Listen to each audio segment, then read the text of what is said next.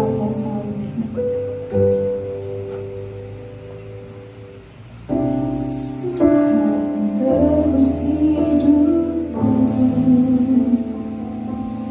Ku angkat tanganku, terima kasih.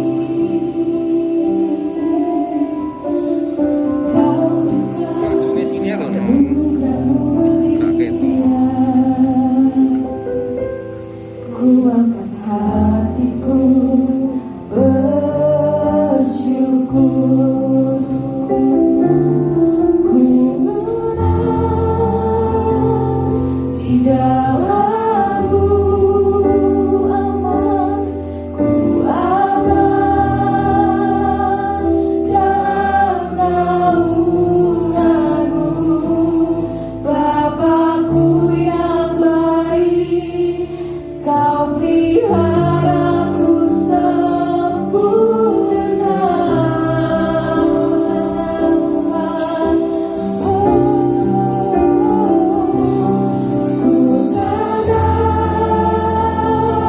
Di dalam-Mu, ku aman dalam naungan-Mu, Bapakku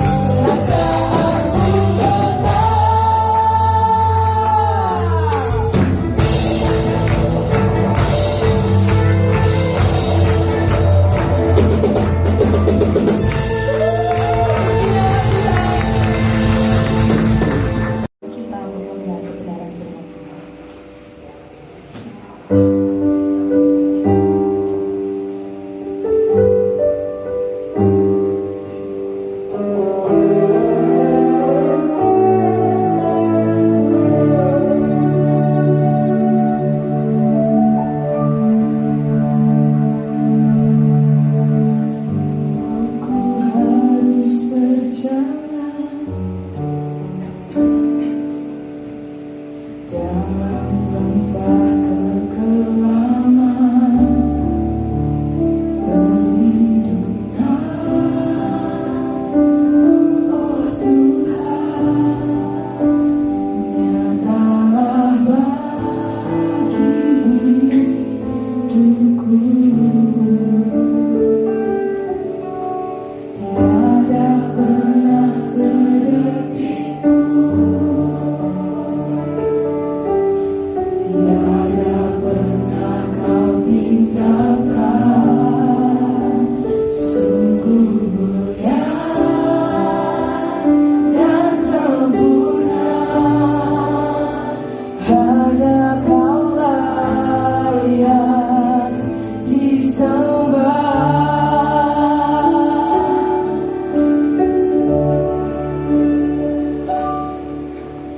Yesus, Engkau juru selamatku, dalam janji-Mu kemenanganku. Selamanya kan ku nyatakan besar setia-Mu, Tuhan, di hidupku.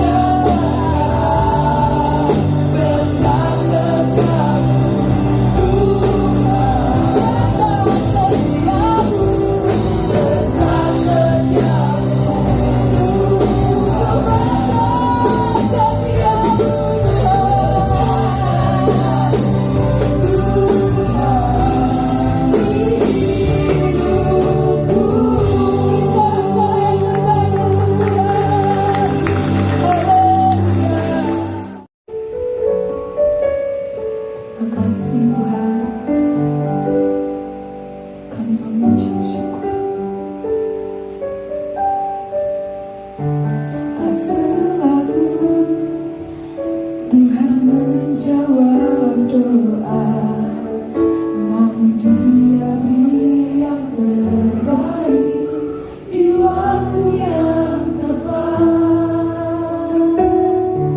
Izinkanlah Tuhan untuk bekerja yang mustahil menjadi mungkin oleh karena percaya.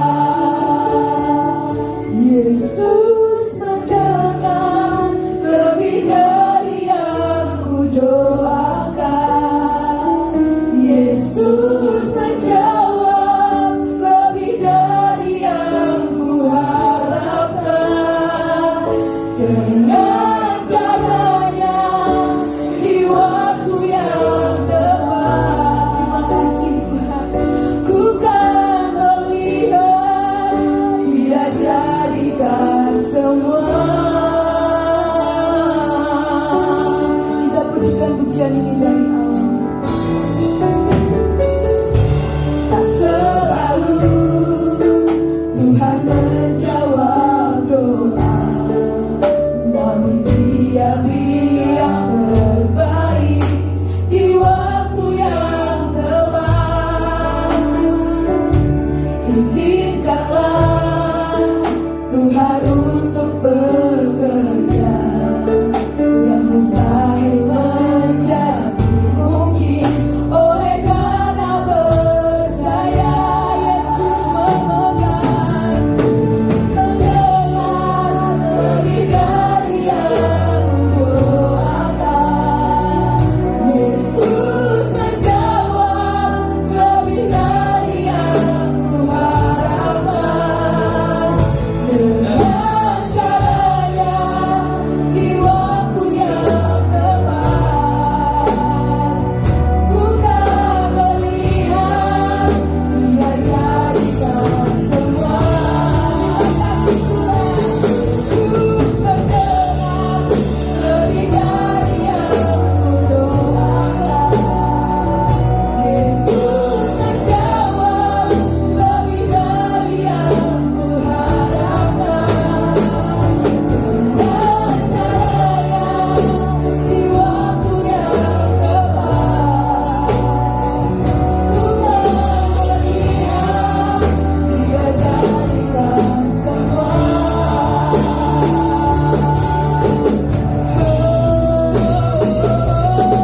Yesus mendengar lebih dari yang ku doakan. Yesus menjawab lebih dari yang ku harapkan. Dengan caranya di waktu yang tepat, ku kan melihat Dia jadikan semua. Ku kan melihat Dia jadikan semua. Ku kan melihat Dia jadikan semua.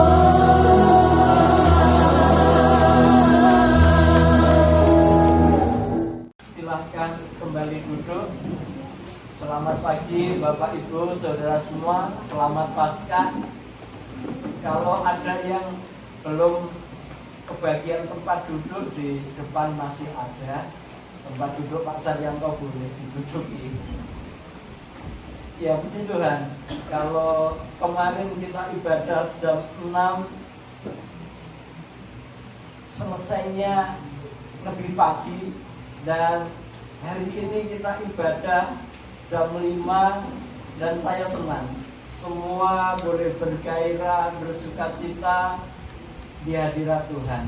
Mungkin karena yang mimpin dari Jakarta, pemusiknya dari Solo, sehingga kita boleh bersama-sama memuji Tuhan dengan semangat.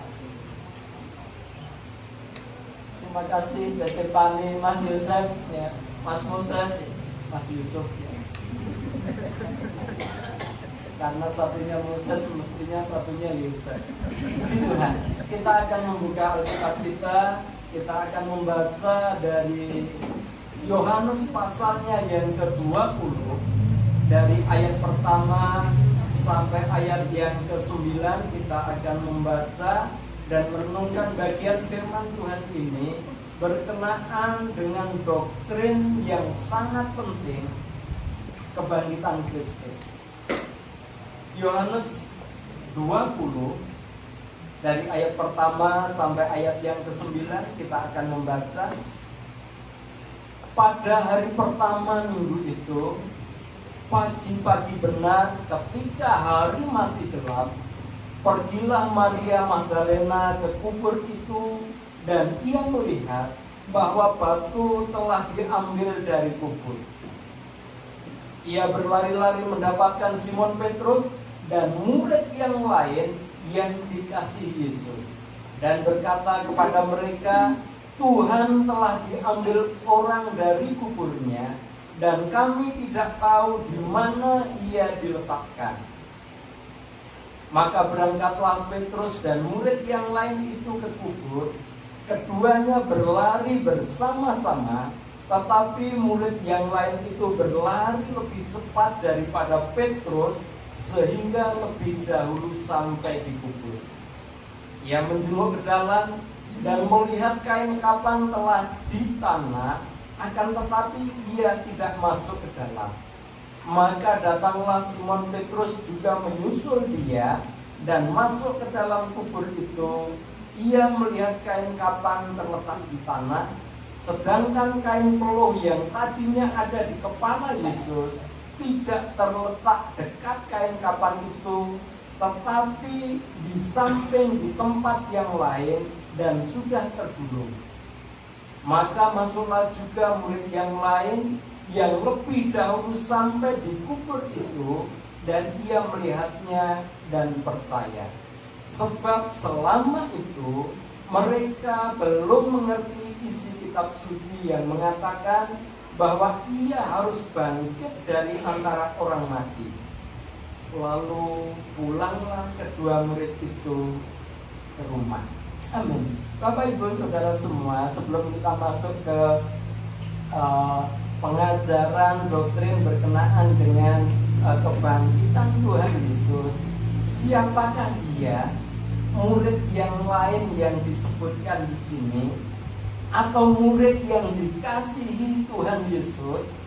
Dia tidak menyebut nama, tetapi pribadi yang dikasihi Yesus, yang dikatakan murid yang lain, atau dia yang berlari lebih cepat dari Simon Petrus, dia adalah Rasul Yohanes.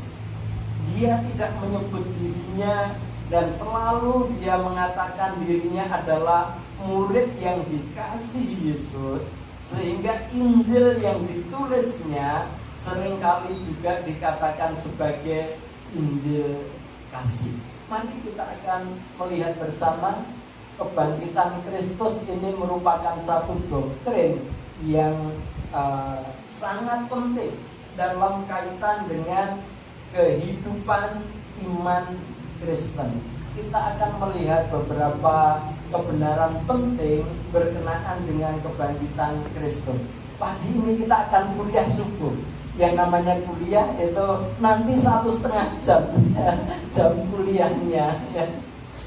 Yang pertama berkenaan dengan bukti kebangkitan Kristus. Dari ayat 1 sampai ayat yang ke-7 pembacaan kita, di situ kubur telah kosong. Tuhan Yesus yang dibaringkan di situ tidak ada di tempat di mana dia dikuburkan, tempat di mana dia diletakkan. Kemarin waktu saya menyampaikan khotbah berkenaan dengan bagaimana orang yang sudah mati, saya diingatkan Bu Saryanto begini, Pak, penjelasanmu kurang. Apa sih kurang? Bukan berarti kita tidak boleh menghormati orang mati. Penghormatan kepada orang mati masing-masing memiliki ritual tersendiri ya. Ada saudara kita yang ketika dia masuk di sana ada peti mati, apa yang dilakukan? Ada yang begini, ada yang begini, ada yang kemudian dia dengan khusyuknya berdoa di dekat peti mati itu. Yang saya katakan kemarin, yang berdoa untuk orang yang mati itu yang tidak ada gunanya, no use, ya. Jadi itu tidak berguna kalau kita berdoa untuk orang yang sudah mati. Tetapi memberi penghormatan, nggak apa-apa. Bagaimana dengan cara kita untuk memberikan penghormatan? Demikian juga perempuan-perempuan yang datang ke makam ini, sebetulnya dia akan merempah-rempahi mayat Tuhan Yesus. Begitu tradisi orang Yahudi pada waktu itu. Mereka tetap memberikan penghormatan kepada jasad atau jenazah yang sudah dimakamkan di dalam kubur. Tetapi ketika para perempuan itu datang ke makam Tuhan Yesus, kubur sudah kosong. Itu menjadi satu bukti bahwa Tuhan Yesus bangkit. Tetapi ada rumor bahwa mayat Yesus itu dicuri oleh murid-muridnya. Itu orang yang dengki, tetap saja mereka mencari alasan bagaimana apa yang mereka kemukakan, konspirasi mereka bisa diterima masyarakat banyak. Mereka selalu membuat pernyataan tipu daya. Ya, apa yang mereka lakukan, kok pada akhirnya kebenaran tetap dinyatakan. Ketika Yohanes melihat bahwa kubur sudah kosong, Tuhan Yesus tidak ada di situ, akhirnya dia percaya apa yang diajarkan Tuhan Yesus, bahwa 3 hari dia akan mengalami kematian, sebagaimana Yunus diperut ikan 3 hari 3 malam. Demikian juga Tuhan Yesus akan mengalami hal yang sama. Di ayat yang ke-9, setelah melihat realita kenyataan kubur kosong itu, Yohanes menjadi percaya. Dalam kaitan dengan ini, kebenaran itu akan diakui kebenarannya, keabsahannya, kalau ada minimal 2 orang saksi yang menyatakan bahwa satu peristiwa itu benar. Dan di sini berkenaan dengan Yesus yang sudah tidak ada di kubur itu, 2 murid itu menyaksikannya, bahkan perempuan-perempuan itu juga. Mari kita akan melihat lebih lanjut bahwa ketika Tuhan Yesus bangkit, bukan dia mukso atau kembali kepada kekekalannya di surga seperti pengajaran yang lain secepat itu, tetapi sesuai dengan apa yang telah diajarkan sebelum dia mengalami penderitaan dan kebangkitannya. Dia menampakkan diri kepada orang-orang yang ada di sana sehingga kebangkitan itu dipercayai. Banyak ayat yang mengatakan bahwa Yesus bangkit dan disaksikan oleh beberapa orang, bahkan 500 orang lebih sekaligus. Mari kita akan lihat ayat-ayatnya. Dalam Kisah 2 ayat 32, Yesus inilah yang dibangkitkan Allah, dan tentang hal itu kami semua adalah saksi. Ini yang dinyatakan Rasul, bahwa ketika semuanya terjadi, mereka dihakimi atau mereka menyatakan apa sesungguhnya yang terjadi. Di dalam Kisah 3 ayatnya yang ke-15, demikianlah ia pemimpin kepada hidup telah kamu bunuh, tetapi Allah telah membangkitkan dia dari antara orang mati, dan tentang hal itu kami adalah saksi. garis bawahi bahwa saksi-saksi hidup yang memberikan pernyataan bahwa Yesus bangkit. Kisah 5 ayat 30 sampai ayat yang ke-32 itu cukup panjang ayat 32-nya. Dan kami adalah saksi segala sesuatu itu, kami dan Roh Kudus yang dikaruniakan Allah kepada semua orang yang mentaati Dia. Orang-orang yang percaya, mereka menjadi saksi tentang kebangkitan Tuhan Yesus. Masih, kalau kita boleh melihat di dalam Kisah 10 ayat 40 sampai 41. 41-nya bukan kepada seluruh bangsa, tetapi kepada saksi-saksi yang sebelumnya telah ditunjuk oleh Allah, yaitu kepada kami yang telah makan dan minum bersama-sama dengan Dia setelah Ia bangkit dari antara orang mati. Jadi di dalam kebangkitannya Tuhan masih beberapa saat atau 40 hari bersama dengan murid-muridnya, dan mereka makan minum bersama. Gak kelihatan ya, atau di belakang saya kelihatan, tetapi semua hanya menekankan bahwa kebangkitan Kristus itu disaksikan oleh banyak orang. Berapa hari Yesus mati?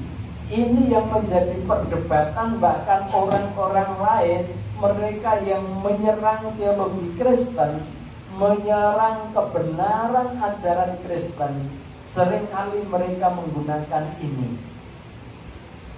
Berapa hari Yesus mati? Yesus mati 3 hari 3 malam. Jam 3 sore hari Jumat Dia mati. Hari Minggu pagi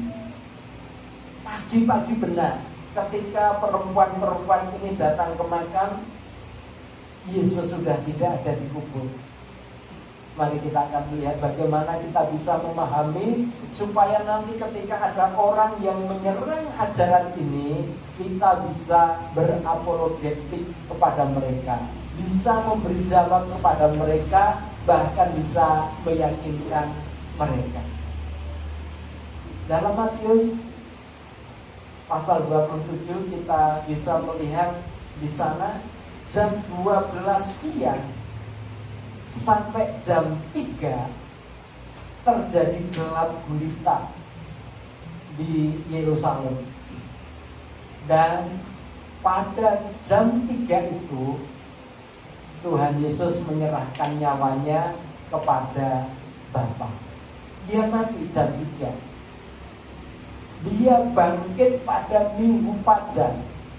Itu kira-kira 37-38 jam.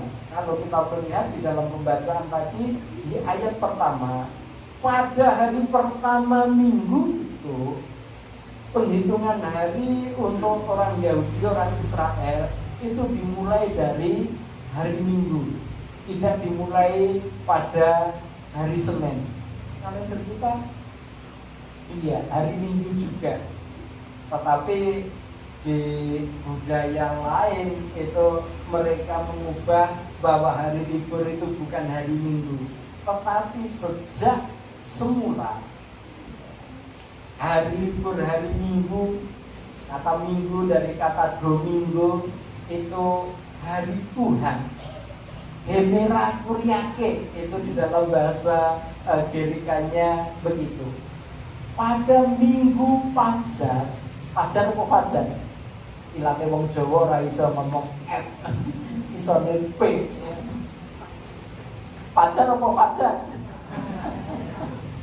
Pada Minggu Fajar ya, Tuhan Yesus bangkit. Jadi hanya 37 atau 38 jam saja. Itu tidak genap ya 24 kali 3 ya. Mengapa hanya 38 jam? Itu dihitung 3 hari 3 malam. Ini yang harus kita tahu, ini yang harus kita ingat, bahwa dalam penghitungan hari, orang Yahudi menganggap sebagian hari itu sebagai satu hari penuh.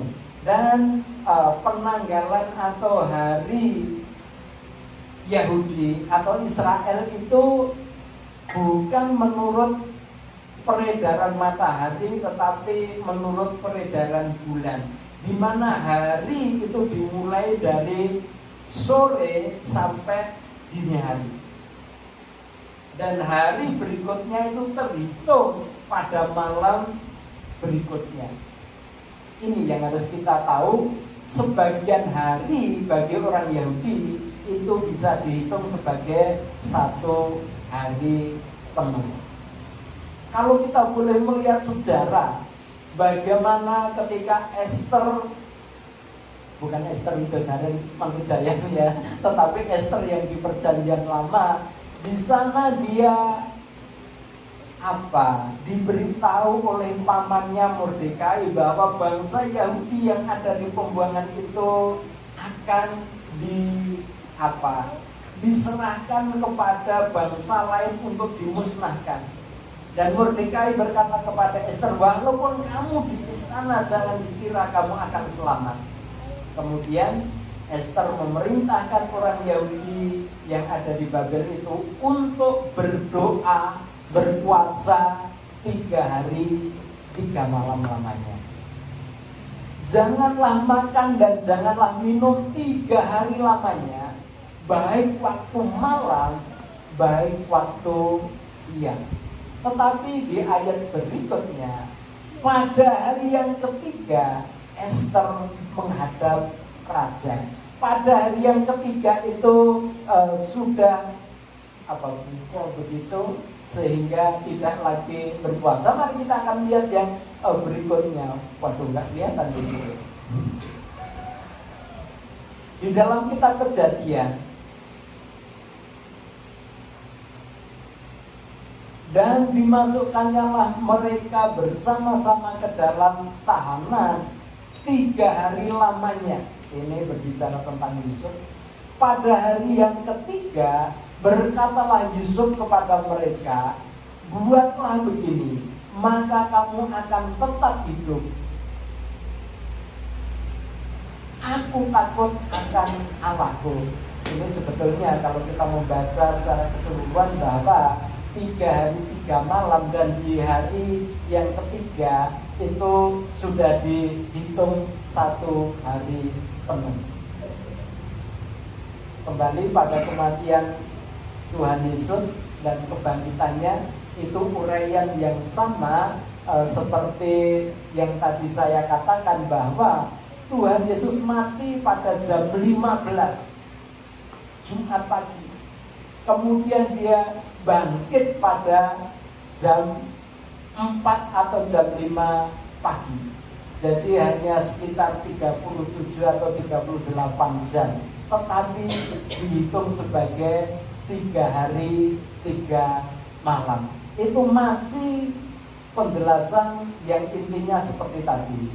Satu hal yang harus diperhatikan adalah orang-orang Yahudi tidak menganggap bahwa kata-kata Yesus dalam Matius 12 ayatnya yang ke-40 ini tidak cocok dengan fakta bahwa Yesus mati ada dalam kubur hanya sekitar 37 dan 38 jam. Kalau mereka menganggap tidak cocok, pasti mereka akan menuduh Yesus sebagai pendusta atau nabi palsu, karena nubuat atau kata-katanya salah, tidak tepat. Ini berkenaan dengan dia mengatakan sama seperti Yunus di perut ikan 3 hari 3 malam, anak manusia atau Tuhan Yesus juga akan mengalami hal yang sama. Dia akan mengalami kematian, dikuburkan 3 hari 3 malam, dan kemudian dia akan bangkit kembali. Jadi pengertiannya seperti itu ya, bukan Tuhan Yesus itu salah mengatakan, tetapi bagi orang Yahudi sebagian hari itu dianggap 1 hari. Jadi hari Jumat hanya dari jam 3 sampai nanti jam 6 sore itu sudah ganti menjadi hari kedua. Hari Sabtu dimulai dari malam sampai besok, dan pada hari Minggu dini hari itu sudah dihitung sebagai hari yang ketiga. Jadi pengertiannya seperti itu. Memang tidak 3 hari 3 malam dalam artian 24 kali 3, ya 24 jam kali 3. Tidak. Penghitungan orang Yahudi berkenaan dengan hari adalah seperti itu. Kemudian yang ketiga, Yesus disebut sebagai yang pertama atau yang sulung, yang bangkit dari antara orang mati. Ini juga menjadi satu pertanyaan. Orang-orang yang membaca Alkitab dari awal sampai akhir, mereka akan dibawa kepada satu peristiwa bahwa ada orang-orang yang bangkit dari kematian sebelum Tuhan Yesus. Bagaimana ketika janda yang menerima Elia untuk menumpang di rumahnya, ketika anaknya mati, dia dihidupkan oleh Elia. Bagaimana juga dengan ketika Elisa mati, dikuburkan, dan kemudian ada gerombolan yang akan menyerang mereka. Ketika mayat Elisa kena pada tulang yang ada di makam itu, kemudian atau yang dimakamkan itu dia bangkit lagi. Belum lagi nanti dalam banyak kisah di dalam pelayanan Tuhan Yesus, dia juga membangkitkan beberapa orang. Di Markus 5 ayat 21, anak Yairus yang sudah mati. Dalam Lukas pasalnya yang ke-7, anak janda Nain. Kemudian di dalam Yohanes 11 dengan Lazarus yang sudah beberapa hari dimakamkan, yang akhirnya dibangkitkan. Tapi bagaimana pengertian bahwa Yesus disebut yang pertama bangkit? Dia yang sulung yang bangkit dari antara orang mati. Pengertian ini bukan dalam artian yang pertama seperti itu. Mari kita akan lihat lebih lanjut. Oh ya, dalam kematian Tuhan Yesus ketika ada gempa, makam-makam orang kudus di Yerusalem terbelah begitu. Kemudian orang-orang kudus bangkit dan mereka masuk ke kota. Mereka semua yang mengalami kebangkitan pada waktu matinya, dia akan mati kembali. Jadi dia tidak selamanya hidup. Tetapi ketika Tuhan Yesus bangkit, dia bangkit dengan tubuh yang lama, kemudian diubahkan menjadi tubuh kebangkitan atau tubuh kemuliaan. Sementara sekali lagi orang-orang yang bangkit dari kematian itu, dia akan mengalami kematian lagi. Dia mengalami kematian lagi. Itulah sebabnya tidak diperhitungkan sebagaimana ketika Tuhan Yesus mati dan bangkit, dan kebangkitannya dihitung sebagai yang pertama. Yang pertama di sana bukan masalah kronologi waktu, tetapi itu berbicara tentang keutamaan. Pertama dalam artian top, ya. Pertama dalam artian utama. Sebentar. Yang kedua, Yesus telah bangkit, dia hidup selama-lamanya. Sementara orang-orang yang bangkit dari kematian atau hidup kembali, dia mati lagi. Itulah sebabnya Tuhan Yesus yang bangkit dari kematian, dia dikatakan sebagai yang pertama, yang sulung. Dalam artian bahwa Yesus bangkit dan tubuh kebangkitannya itu menjadi tubuh kemuliaan yang selama-lamanya akan dihidupi sampai di kekekalan di surga. Yang berikutnya, ini yang keempat. Ini juga yang menjadi pertanyaan. Bahkan ketika saya masuk pelayanan di tempat ini, ada seorang hamba Tuhan yang dia datang kepada saya. Pak Saryanto, saya mau bertanya kepada Pak Saryanto. Oh iya Pak, bertanya tentang apa? Sebetulnya siapa yang membangkitkan Tuhan Yesus itu? Kemudian saya memberi kuliah kepada hamba Tuhan itu, siapa yang membangkitkan Tuhan Yesus? Mari kita akan lihat. Yang membangkitkan Tuhan Yesus itu 3 pribadi Allah. Bersama-sama dia turut berkarya berkenaan dengan kebangkitan Yesus. Yang pertama, dia Allah Bapa yang membangkitkan. Kalau kita boleh membaca Roma pasal 10 ayat yang ke-9, bagaimana Paulus memberikan penjelasan kepada orang-orang Roma. Sebab jika kamu mengaku dengan mulutmu bahwa Yesus adalah Tuhan dan percaya dalam hatimu bahwa Allah telah membangkitkan dia dari antara orang mati, maka kamu akan diselamatkan.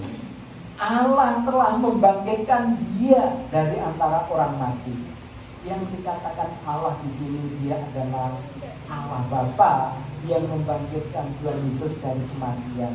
Dan itu menjadi satu syarat untuk kita diselamatkan, harus percaya kepada Tuhan Yesus yang bangkit. Kalau kita melihat di dalam Galatia pertama, ayatnya yang pertama, sekali lagi Paulus mengatakan, dari Paulus seorang rasul bukan karena manusia, juga bukan oleh seorang manusia, melainkan oleh Yesus Kristus dan Allah Bapa yang telah membangkitkan dia dari antara orang mati. Sekali lagi, Allah Bapa membangkitkan Tuhan Yesus.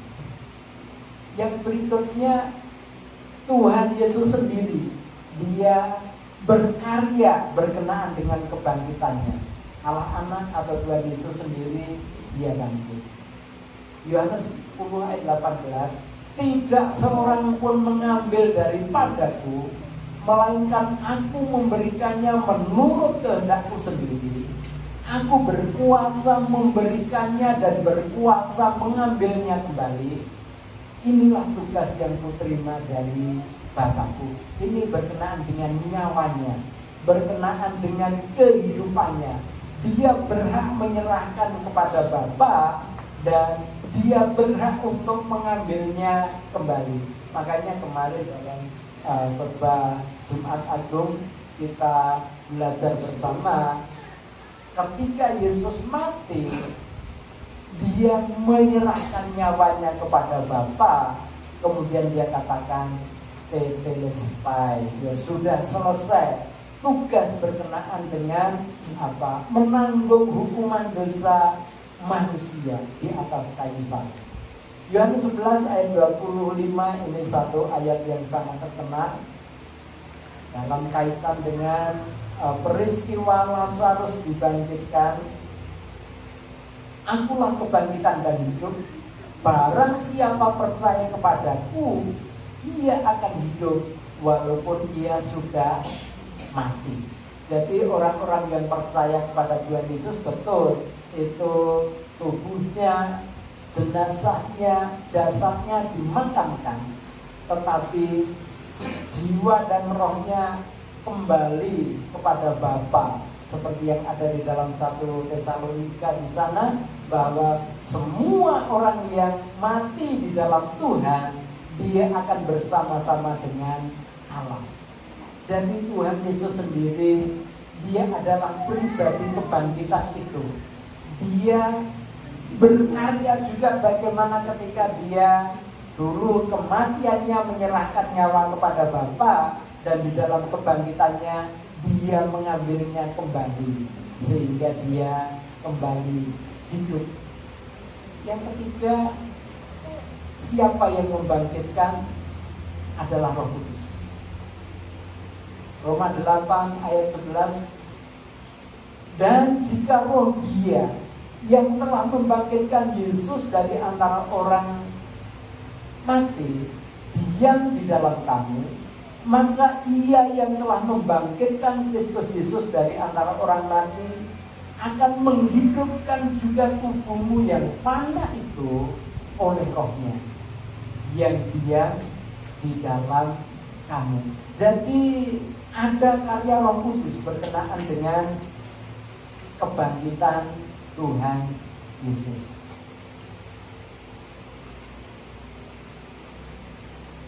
Habis kuliahnya. Jadi kalau ada orang-orang yang bertanya seputar kebangkitan Tuhan Yesus, itu pengajaran yang penting. Jadi ketika Tuhan Yesus sudah bangkit, Dia kembali ke surga. Nanti di dalam Yohanes 14 mengatakan bahwa Dia menyediakan tempat bagi orang-orang yang percaya. Sehingga pada saatnya nanti, ketika Tuhan memanggil kita untuk kembali kepada Bapa, kita akan bersama-sama dengan Tuhan Yesus untuk berapa lama? Untuk selama-lamanya. Dan pekerjaan kita di sana nanti, kita hanya memuji, menyembah, memuliakan Tuhan. Dan kalau dari saat ini kita sudah senang untuk memuji, menyembah Tuhan, itu menjadi pertanda bahwa kesukaannya meninggikan, memuliakan Tuhan, berarti dia ahli surga.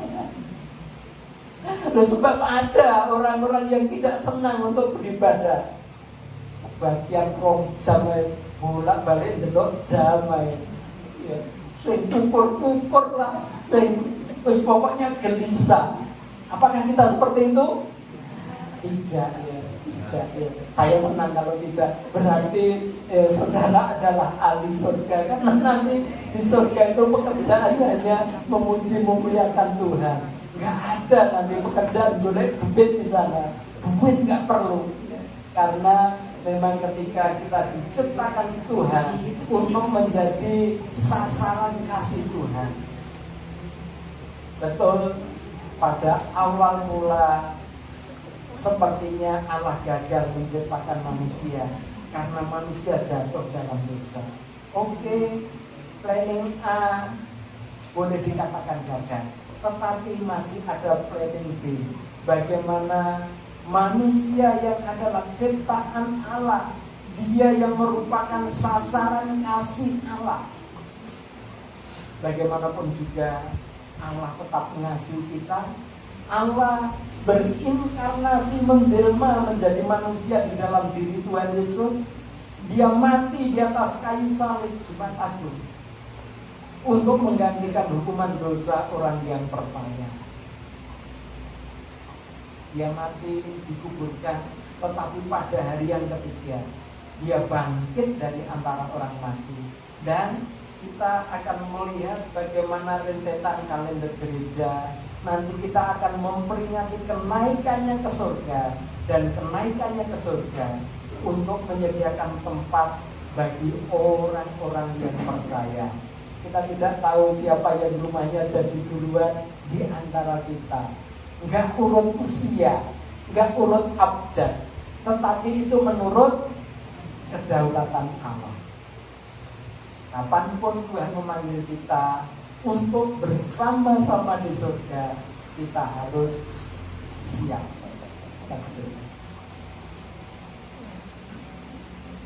Bapak, kalau kami meneliti